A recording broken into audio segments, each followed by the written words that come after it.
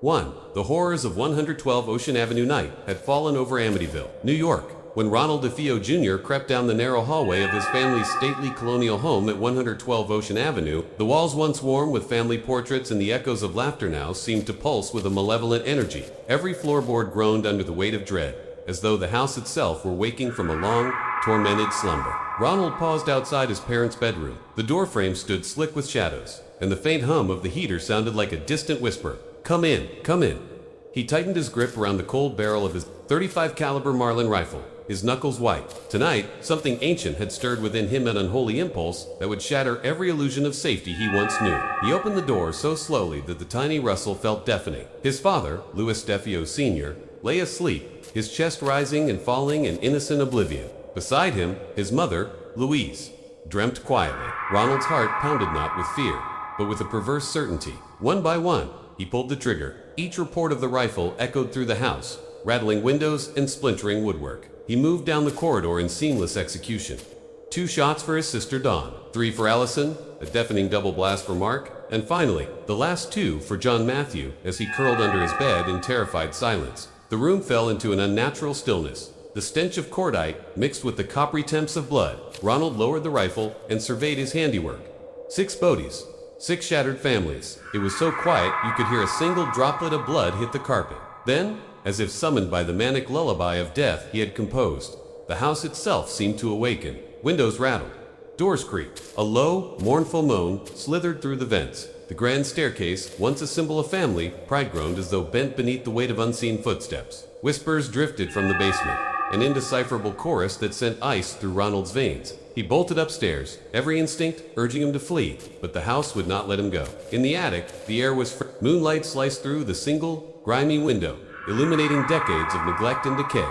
Dust motes floated like spectral dancers in the beam. There, scrawled in spidery handwriting on the peeling plaster, were words that no one had ever seen. "Get out or die." Beneath it, a crude drawing of a skull with hollow eyes. Ronald staggered back, his mind fracturing under the weight of unseen forces. He slammed the hatch and fled down the stairs, stumbling through the main hall. Portraits of smiling ancestors seemed to watch him, their eyes glinting with condemnation. He burst out the front door into the cold night, and ran past the manicured lawn, past the oak trees that whispered secrets overhead, until he reached the nearest neighbor's house. There, he pounded on the door and cried out, "My family, they're all dead. Help." It was the beginning of America's most infamous haunted house saga.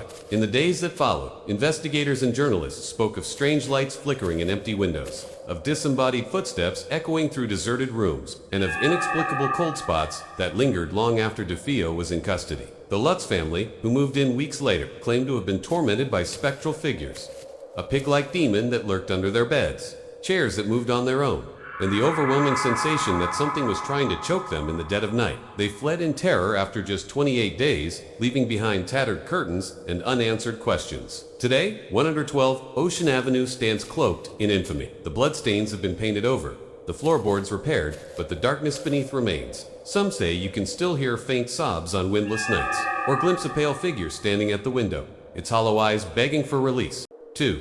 The night of the Villisca Axe murders. Moonlight filtered through the heavy drapes of the Moore household in Iowa on the night of June 9, 1912.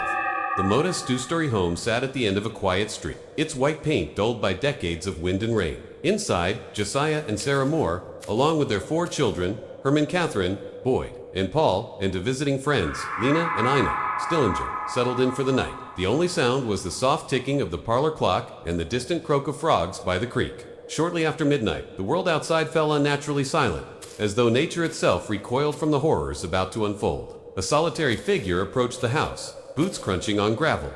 In that moment, the air grew thick and humid. The scent of honeysuckle in the garden became cloying, almost rancid. The visitor paused at the front window, peering in through the lace curtains at the sleeping children. Their breath rose in little clouds, each wisp illuminated by the faint glow of the moon. Without warning, an axe blade tapped lightly against the glass, as if testing its strength.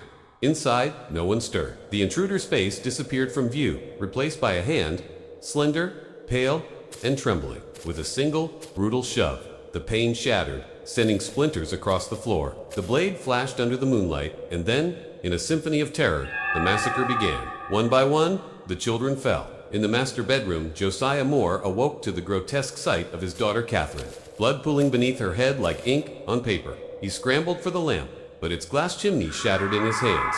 By the time he rose, the killer was upon him. A thunderous blow cracked bone and sent him sprawling across the quilt he had stitched with his own hands. Sarah Moore, awakened by her husband's cry, stumbled into the hallway. Moonbeams illuminated her face as she raised her arms in horror only to be silenced by the same merciless instrument. In the next room, Lena and Ina huddled beneath a coarse blanket, their soft sobs muffled by cotton. The murderer found them quickly, their tiny forms no match for steel and malice. Outside, the night resumed its eerie stillness. The creek bubbled obliviously, and crickets resumed their chorus as if nothing had happened.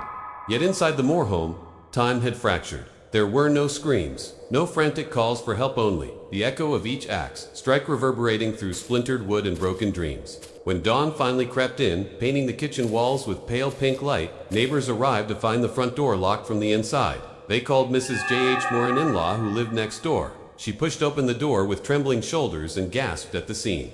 8 lifeless bodies arranged haphazardly in their beds, faces turned toward heaven, eyes frozen wide with fear.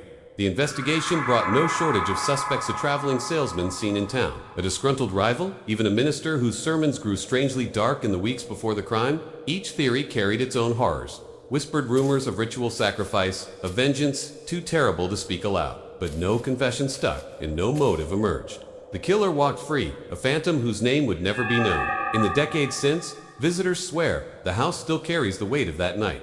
Lights flicker in empty windows. Doors latch themselves with a bone-chilling click. Footsteps echo on the creaky porch. And some have even claimed to hear the soft giggles of children playing in the long-abandoned bedrooms. Paranormal investigators report cold spots that freeze breath on a summer evening, and disembodied voices that whisper, "Tell someone, please." The Villisca Axe House stands today as both museum and mausoleum. Tours lead you past the blood-stained floorboards, and into each room where the Moore family awaited their doom. Guides speak in hushed tones, as if any louder might awaken the restless spirits trapped within. In the hushed twilight, when shadows lengthen and the wind carries a mournful howl, one cannot help but wonder, if you stared into those empty, dusty rooms, would you see the pale faces of 8 innocents, forever reliving their final agonizing moments? 3. Blood moon over Cielo Drive.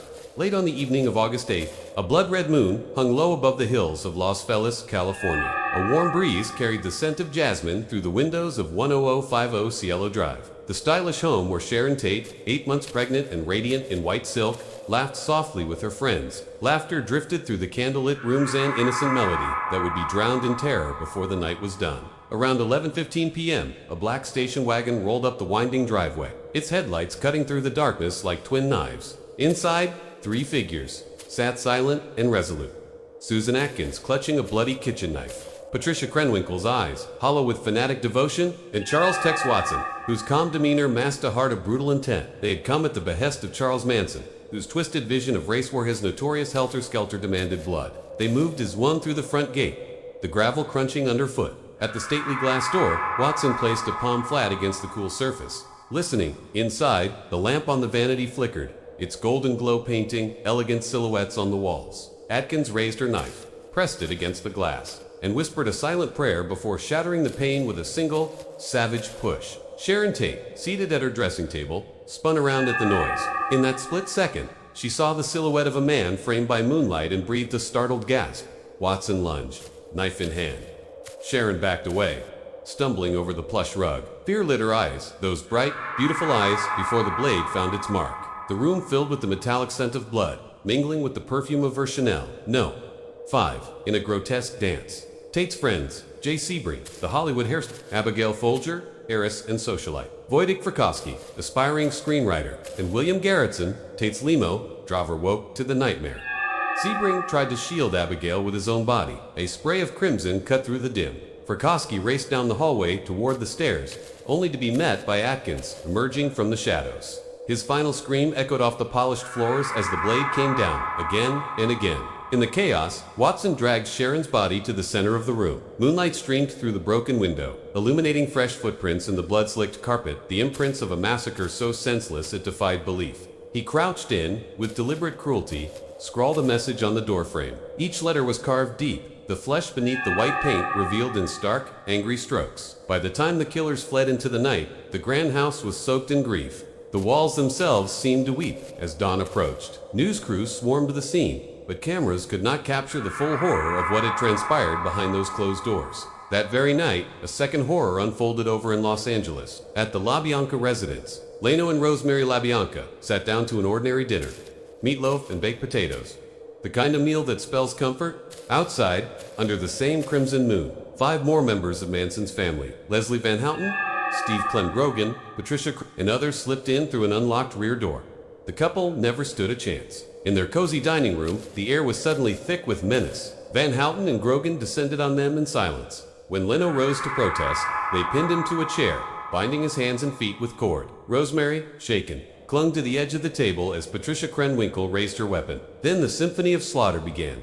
Staccato blows that cracked bone against bone, muffled by the hum of the refrigerator and the distant pulse of freeway traffic. Once the couple lay still, the killers carried on their grotesque ritual. Grogan, emboldened by madness, painted Rise in Leno's blood across the living room wall. Van Houten followed, scrawling death to pigs beside it. Rosemary's bloody handprint, smeared in frantic strokes, became a chilling signature. When neighbors discovered the carnage at dawn, they trembled at the sight.